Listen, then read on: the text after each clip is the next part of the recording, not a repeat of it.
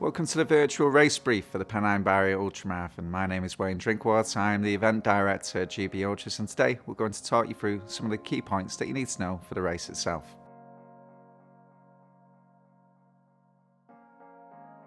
The start venue for the event is at Malham Showfield, just on the left hand side as you come into Malham on Chapelgate Road. Race registration is available on the Friday prior to the event at 5:30 p.m. till 9 p.m. or alternatively you can collect your bib number and your GB race tracker from the event team at race registration on the Saturday morning of the event from 4:15 a.m.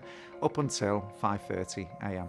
If you have pre-ordered one of the GB Ultras technical t-shirts for the event, you can pick that up at race registration, along with having a look at the other merchandise that we have available. When you collect your GB race tracker at race registration on the Saturday morning of the event, it is already switched on, so all you have to do is securely fasten it to your pack.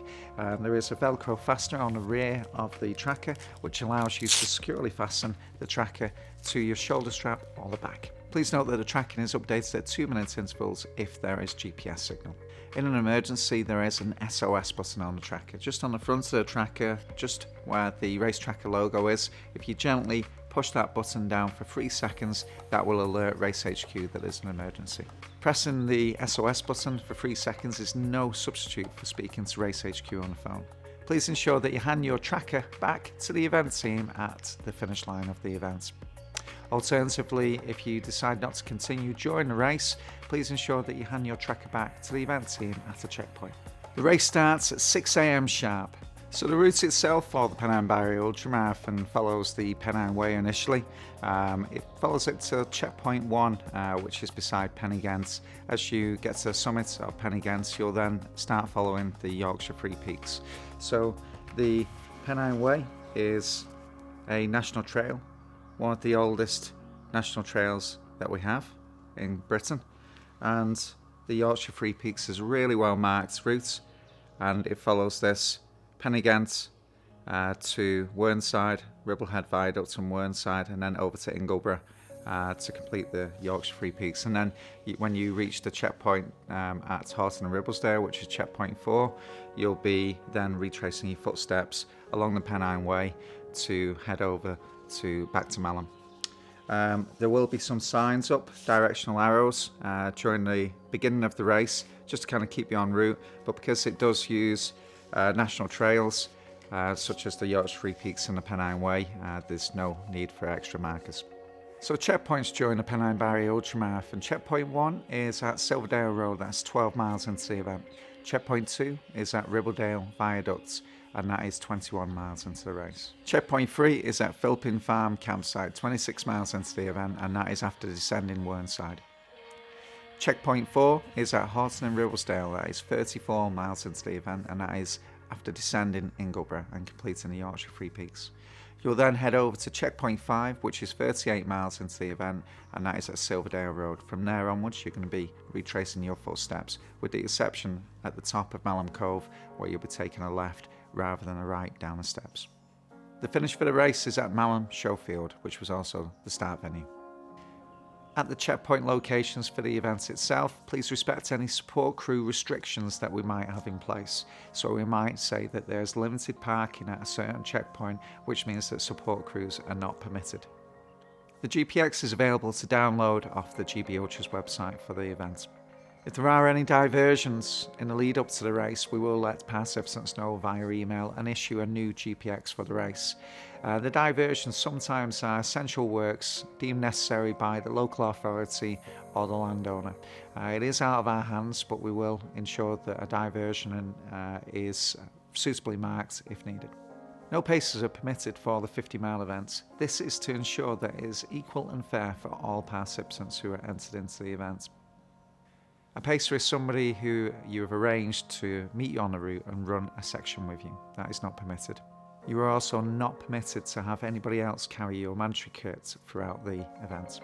So the mandatory kit for the race itself, in the lead up to the race, please ensure that you look over the mandatory kit video, which is being done by Laura Yates. The mandatory kit is the minimum standard kit that you must carry for the race itself. If you want to carry anything extra, by all means feel free to do so, but this is a minimum standard kit, the safety kit that we need you to carry at all times. During an ultramarathon, the weather conditions can change quite rapidly, particularly in the mountains during the race itself. So please bear that in mind. That is why the mandatory kit is there, because there may well be a change in conditions. In the lead up to the race, there may well be a poor weather forecast for race day. If this is the case, then we may well add extra mandatory kit to the kit list. In the event of severe weather during one of our mountain races, we have dedicated mountain teams in place, so we may well action a low-level route prior to the race start or during the race by the mountain teams. During the race, there will be random kit checks and also potentially at the finish line.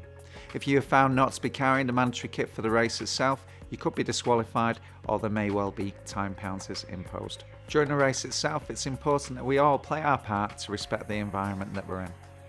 During an ultramarathon, you'll be eating on the move, so any snacks, any litter that you have during a race, make sure that it's nice and secure in a dedicated pocket on your pack. Please ensure that if you're using that pocket for anything else, maybe your mobile phone, that you don't drop any of the litter out of your pocket when you take your phone out. So maybe just use a dedicated area of your pack. Make sure that when you come into a checkpoint, that you unload all of that litter so it reduces the risk of any litter going on the route. This leads on to the emergency instructions for the event. If there is a minor injury, please let a checkpoint, a marshal or Race HQ know. Only in an emergency where there is a risk to life or limb, please follow these instructions. Number 1, put on any spare clothing and use your foil blanket to keep warm. Number 2, trigger the SOS button on the front of your tracker. On the front of your tracker, just underneath the Race Tracker logo, there is an SOS button. Hold it down for approximately 3 seconds and that will alert Race HQ. Please note that that is no substitute to speaking to Race HQ on the phone. Number 3, if there is a risk to life or limb, please call 999 and ask for an ambulance. Number 4, inform Race HQ by calling the numbers for Race HQ that should be saved on your phone. Number 5, attract the attention of fellow participants or passers-by by using your whistle or shouting. This completes the emergency instructions for the event. If you have any questions in the lead up to the event, please don't hesitate to send us an email at events@gbultras.com. If it is race week, we can't guarantee a reply. This completes the virtual race brief for the Pennine Barrier Ultramarathon. Thanks so much for watching. We'll look forward to seeing you on race day.